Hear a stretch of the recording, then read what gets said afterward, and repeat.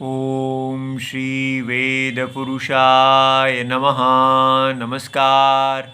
Class number 593 Shrimad Bhagavad Gita जी शंकराचार्य जी के भाष्य के अनुसार आरंभ किया जाता है।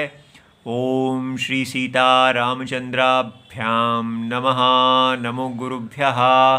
ओम अथ काल देवताः श्री विक्रमी संवत् 2082 भाद्रपाद कृष्ण पक्षः दशमी मंगलवारः मूल नक्षत्रम उत्तरायणम वर्षर्तुः। ओम तत्सत्। श्री शंकराचार्याय गुरवे नमः।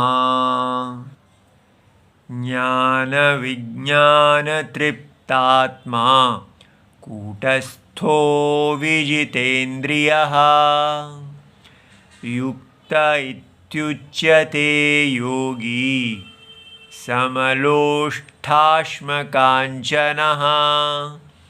अध्याय नंबर 6 और श्लोक नंबर 8। पुस्तक है Gita press Gorakhpur, book number 10, Shankaracharya ji के भाष्य वाली भगवद गीता जी। अच्छा जी, अब क्रम से भगवान बता रहे हैं कि कैसे एक व्यक्ति जो सबसे पहले कर्मी थे, ठीक है, कर्मी अर्थात वेदोक्त स्वधर्म का पालन कर रहे थे, लेकिन फल के लिए कर रहे थे।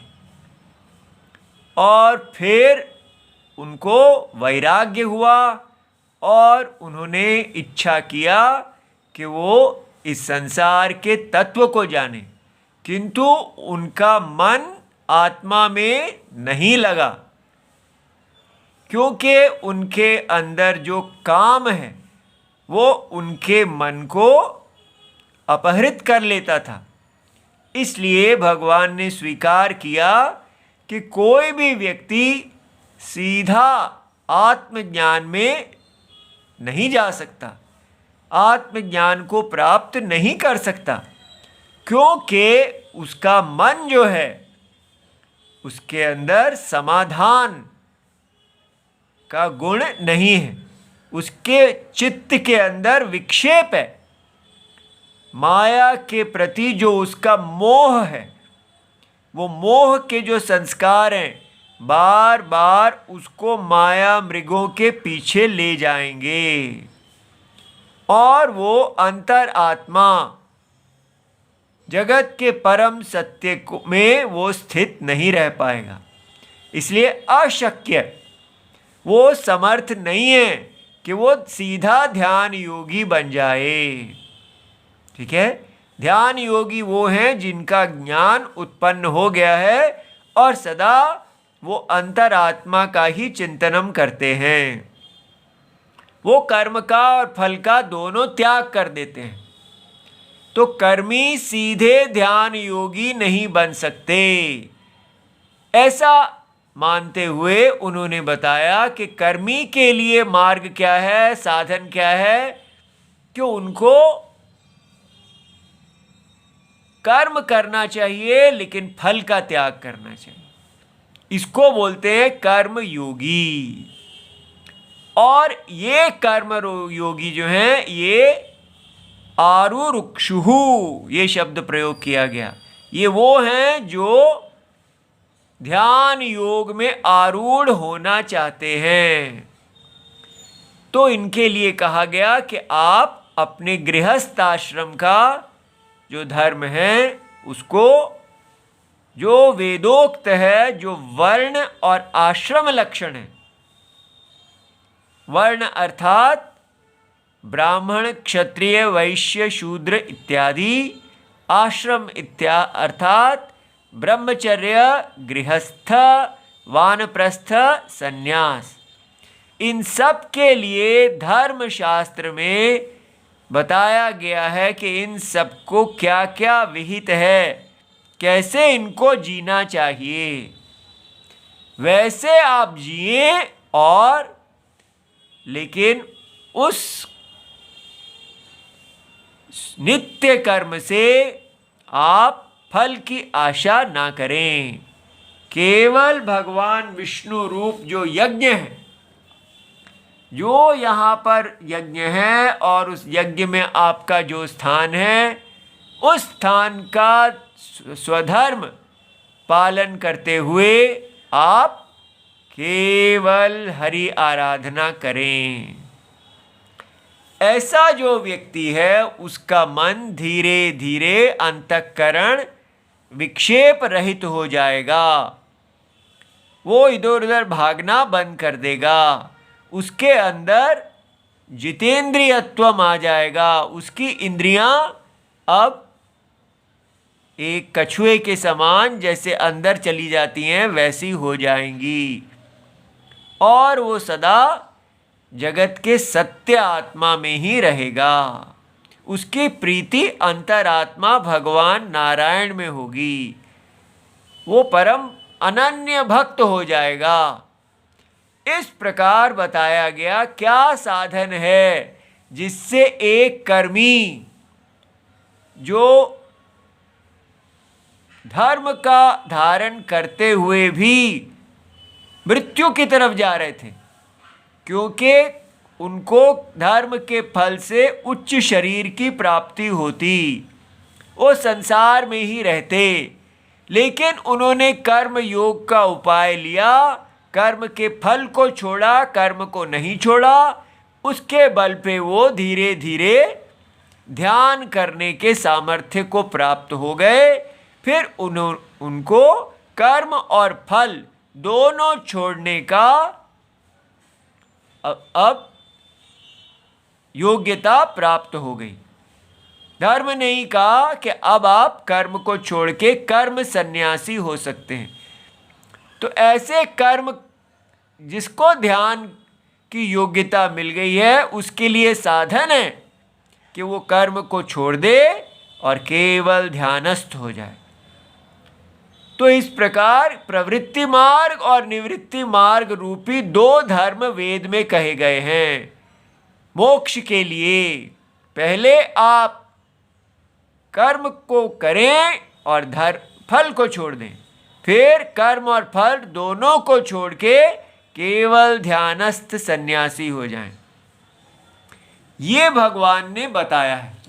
अब यहाँ भगवान बता रहे हैं कि जो व्यक्ति इस प्रकार ज्ञान विज्ञान तृप्तात्मा, जो शास्त्र में आत्मा के प्रति ज्ञान कहा गया और उस ज्ञान को वो अपने स्वधर्म का पालन करके ध्यान योग्यता प्राप्त करके उसमें स्थिर हो जाना, विज्ञान, इससे वो तृप्त हो गए।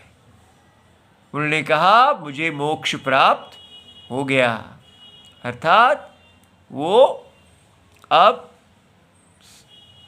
नित्य मुक्त आत्मा को में प्रतिष्ठित हो गए, तृप्त हो गए, कूटस्थ हो गए। कूटस्थ अर्थात माया में रहते हुए भी वो माया से अस्पृष्ट, जैसे भगवान है। विजितेंद्रिया, उनकी सारी इंद्रियां जीती गई। ऐसे व्यक्ति को भगवान कह रहे हैं युक्तः,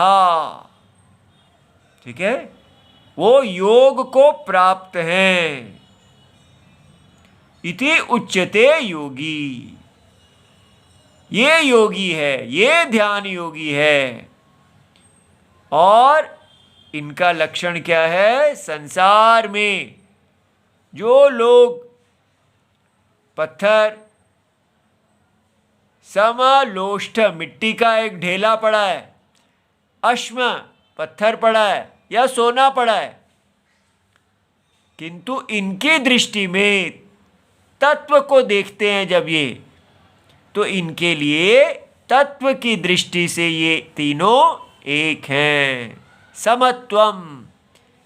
ठीक है, जैसे पहले भगवान ने कहा था कि ब्राह्मण, गाय, कुत्ता इत्यादि में उनकी समदृष्टि है, इसी प्रकार यहाँ मिट्टी का ढेला, पत्थर और सोना, तीनों में स्वप्न में देखा गया मिट्टी का ढेला, और स्वप्न में देखा गया पत्थर, और स्वप्न में देखा गया सोना, तीनों आत्मा में विकल्प हैं। तीनों का तत्व स्वप्न की आत्मा ही है। इस प्रकार इनका प्रत्यय प्राप्त हो गया, ऐसा इस श्लोक में कहा गया। अब बताइए, क्या इतना बता देना भगवत गीता जी की श्लोक पूर्ति है? शंकराचार्य जी इसके भाष्य में क्या कहते हैं? ज्ञान विज्ञान, दो शब्द प्रयोग किए गए हैं, ज्ञान और विज्ञान। और ज्ञान विज्ञान तृप्त आत्मा, ठीक है, तो 4 शब्द का समास है।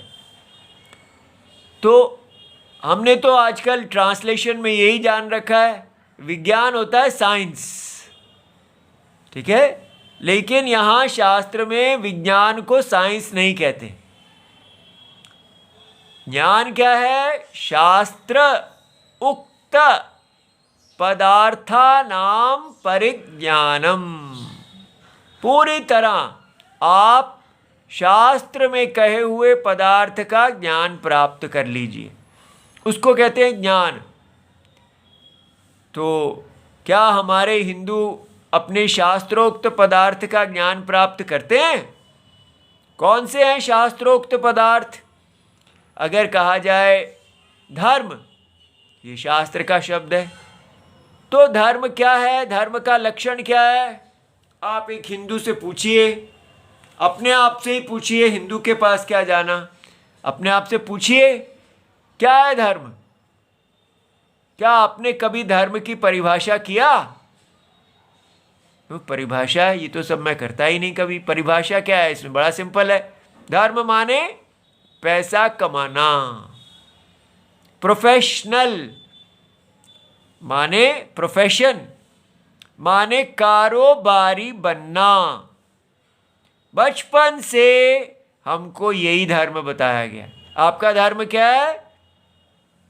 पैसे कमाने के साधन के लिए विद्या प्राप्त करना और अपने 25-30 साल तक पैसा कमाने में समर्थ हो जाना। और साथ साथ क्या करना? मंदिर में कभी कभी जाना ताकि और पैसा कमाया जा सके। हे भगवान, सुख संपत्ति घर आवे, रोग मिटे तन का। बस, हे भगवान मुझे सुख संपत्ति दीजिए, आरोग्य दीजिए, ताकि मैं सदा पैसा कमाता रहूं। ठीक है, आपको आके धूप बत्ती करता रहूं, आपकी घंटी बजाता रहूं और पैसा कमाता रहूं। यही धर्म है। आप क्यों हमारा मजाक उड़ाते हैं? ये मजाक है? मैंने तो अपने घर में यही धर्म को सीखा और मेरे पिताजी भी इसी धर्म का पालन कर रहे थे, उसके पिताजी भी यही धर्म का पालन कर रहे थे। और जब तक हम अपने गुरुजी लोगों के पास भी गए, उन्होंने भी इसी धर्म को बताया। बस इसके साथ जोड़ दिया कि वेदांत को पढ़ लो और मुक्त हो जाओ।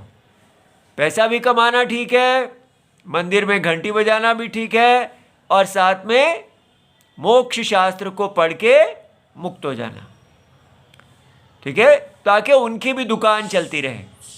उन्होंने अपनी दुकान भी साथ में जोड़ दी। वो गुरुजी भी क्या कर रहे थे? पैसा ही कमा रहे थे।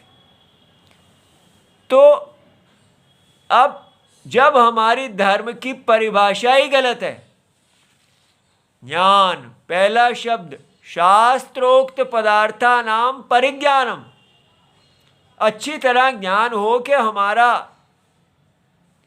क्या चीज शास्त्र कह रहे हैं। देखिए, जब शंकराचार्य जी अपने गुरुजी के पास गए थे, ये भगवत गीता जी की प्रस्तावना है, फॉरवर्ड, आरंभ में सबसे पहले।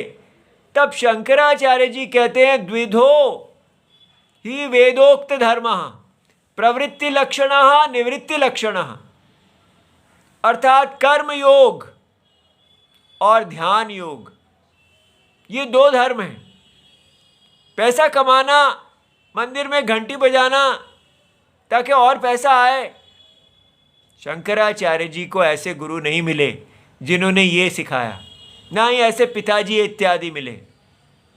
अब इसका विस्तार करते हैं। जगतः स्थिति कारणम, धर्म कौन है?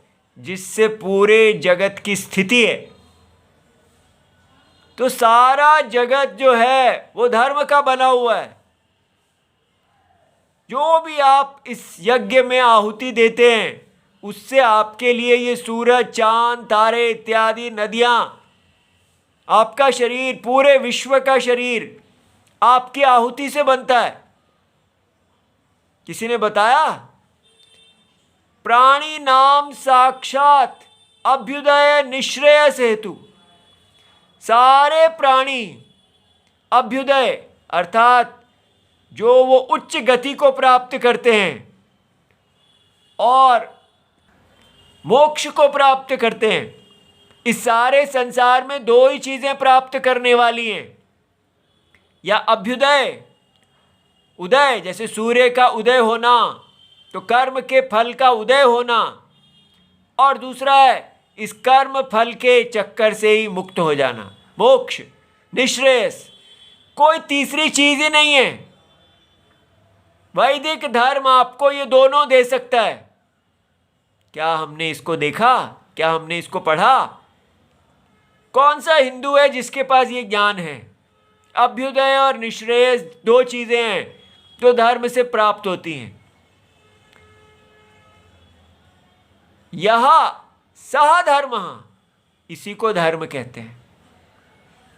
और ये धर्म ब्राह्मण आद्य ही, वो ब्राह्मण आदि जो जिसके आदि में है, अर्थात ब्राह्मण, क्षत्रिय, वैश्य, शूद्र, वर्णी भी ही, और वर्ण जो ब्राह्मण वर्णी है, आश्रमी भी च, वो ब्राह्मण आश्रमी है, अर्थात वो ब्राह्मण, क्षत्रिय, वैश्य, शूद्र क्या है? ब्रह्मचारी, गृहस्थ, वानप्रस्थ, सन्यास। च श्रेयो अर्थी भी, और वो सब श्रेयस, मोक्ष को चाहने वाले हैं, स्वर्ग को चाहने वाले हैं, कल्याण को चाहने वाले हैं। अनुष्ठीयमान, उनके द्वारा ये धर्म पालन किया जाने योग्य है, पालन किया जाता है। ठीक है, ये है धर्म।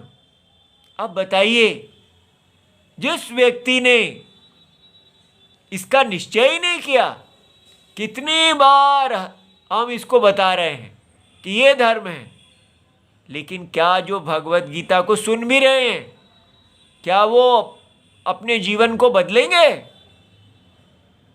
उनको वही चाहिए कि धर्म क्या है? पैसा कमाना और फिर हनुमान जी के मंदिर में जाके बस जय हनुमान कर देना और फिर वैसा का वैसे ही रहना, तिलक लगा लेना।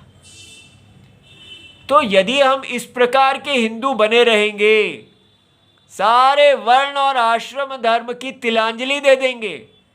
हमें कोई अपने बच्चों को ब्रह्मचारी नहीं बनाना, हमें गृहस्थ धर्म का पालन नहीं करना, वानप्रस्थ सन्यास कुछ नहीं चाहिए, बल्कि सारी दुनिया को हम ये बता रहे हैं, हमारे जैसे बनो, हम महान हैं। जैसे हम हिंदुओं ने अपने सारे वर्णाश्रम धर्म का त्याग करके केवल पैसे कमाने को ही धर्म मान लिया है, आप भी ऐसा ही करो। हम सारी दुनिया को बता रहे हैं, हमारे जैसे बनो, अपने आप को समय के अनुसार बदल दो, सारी अपनी जो भी पुस्तकें हैं उनको छोड़ दो और क्या बनो? ब्रॉड माइंडेड, मॉडर्न बनो, समय के साथ बदलो। क्या धर्म है? पैसा कमाओ और खाओ, पैसा कमाओ और खाओ और घंटी बजाओ, बस इतना सिंपल है। लेकिन दुनिया समझ ही नहीं पा रही, अपनी रिलीजन्स को बढ़ा रही है। जहां भी हो घंटी बजाओ और कमाओ, कितना अच्छा है। अब बताइए, जो ऐसे हिंदू हम हैं, उनको ये भगवत गीता क्या काम करेगी, जो अपने इस शास्त्रोक्त पदार्था नाम परिज्ञानम ही जिसका गलत है। जब ज्ञान ही गलत होगा तो उसके बाद नेक्स्ट स्टेज आता है विज्ञानम। विज्ञानम क्या है? विज्ञानम तो शास्त्रतः ज्ञाता नाम, जो चीजें आपने शास्त्र से जानी हैं, तथा एव स्व अनुभव करणम, उसमें स्थित हो जाना। जैसे शास्त्र से जाना कि ये धर्म निश्रेयस मोक्ष देने वाला है, तो उस मोक्ष में स्थित होना, उसको कहते हैं विज्ञानम। तो इसलिए हम सपने में ना रहें, ना हमारे पास ज्ञान है और ना विज्ञान कभी होगा, क्योंकि हम ढी ठाई में बैठे हैं। राम राम करेंगे लेकिन राम जैसा बनेंगे नहीं, सीता जैसा बनेंगे नहीं। जिएंगे कैसे? बाजारू, सब मेरी इच्छा करेंगे, और साथ में चाहते हैं कि हम सारी दुनिया के विश्व गुरु भी हों, सारी दुनिया को बताएं कि हमारे जैसा कोई नहीं। अपने ये डिसेप्शन, सेल्फ डिसेप्शन में खोए हुए हैं हम हिंदू। अपने आप को सबसे बड़ा तीसमारखा समझ रहे हैं, और सबसे ज्यादा नीच केवल रावण और शूर्पणखा बने हुए। इसलिए इतनी सुंदर भगवत गीता किसके लिए सामने रखें? उसके लिए जो बस यही चाहता है कि बस पैसा है तो सब कुछ है, इकोनॉमी है तो सब कुछ है। तो विचार तो आप ही को करना है। आपकी दुनिया है, आपके सामने रख रहे हैं कि ज्ञान विज्ञान तृप्तात्मा कौन है। जो जैसे हमको पढ़ाया गया गुरुकुलों में, हम कभी ना वहाँ ज्ञान प्राप्त कर पाए और ना कोई विज्ञान। क्या प्राप्त कर पाए? इस भगवत गीता को कैसे बाजार में बेचना है, और फिर पैसा तृप्तात्मा। हम लोग क्या है? धन तृप्तात्मा, ना कि ज्ञान विज्ञान तृप्तात्मा। 100% हिंदुइज्म केवल मनीइज्म, धनिज्म बन गया है। उससे निकलेंगे ही नहीं तो ये सब शास्त्र कैसे काम करेगा? इसलिए विज्ञान क्या है? आप मोक्ष में स्थित हो जाएं। ताभ्याम ज्ञान विज्ञानाभ्याम तृप्तः। ज्ञान और विज्ञान, ये दोनों, उस ज्ञान के आधार पर आपने अनुष्ठान किया, वर्ण और आश्रम धर्म का अनुष्ठान किया, केवल ज्ञान को लेके बैठ नहीं गए। उस अनुष्ठान के बल पे आपको चित्त का समाधान मिला, फिर उससे आपने तत्व का दर्शन किया और उसमें स्थित हुए। ओ विज्ञान, तृप्ति आई। तो तृप्ति क्या होती है? भगवान कहते हैं, देखिए, संजात अलम प्रत्ययः। किसी को भोजन दीजिए तो वो कहता है अलम, बस पूर्णोहम। अलंकार, कोई स्त्री जो है, कोई पुरुष जो है, कोई नाटक में हम उनको सारा अलंकार कराते हैं। क्या मतलब? सारे दोष दूर हो जाते हैं, अलम, पूर्ण हो जाते हैं। तो इसलिए जब व्यक्ति भगवत गीता को पढ़ता है, शास्त्र को पढ़ता है और उसके अनुसार जीता है, तब वो कहता है तृप्तोहम। ठीक है? जैसे अर्जुन ने क्या कहा? स्मृतिर्लब्ध्वा, मुझे ज्ञान की प्राप्ति हो गई। ठीक है? तो मैं अब अलम प्रत्यय हो गया है, बस अब मैं तृप्त हो गया। जिस कारण से मैं इस भगवत गीता जी के पास आया था, वो कार्य मेरा पूरा हुआ। ऐसा अंतःकरणम यस्य, जिसका अंतःकरण है, तो उनको एक ज्ञान प्रत्यय मिला, जिसने अज्ञान की बाधा की और उनको तत्व के दर्शन हुए। यस्य स ज्ञान विज्ञान तृप्तात्मा कूटस्थः। तो ये पहला ज्ञान विज्ञान तृप्तात्मा तो बता दिया। अब क्या कहा? वो कूटस्थ है, कूट में स्थित। कूट माने माया। ये जो कूटनीति कहते हैं, तो कूटनीति तो होती है ठगने की नीति। तो कूटनीति इतना अच्छा शब्द नहीं है, राजनीति कहना ज़्यादा अच्छा है। तो कूट माने कुटिल, माया। लेकिन ये माया के अंदर स्थित है, फिर भी वो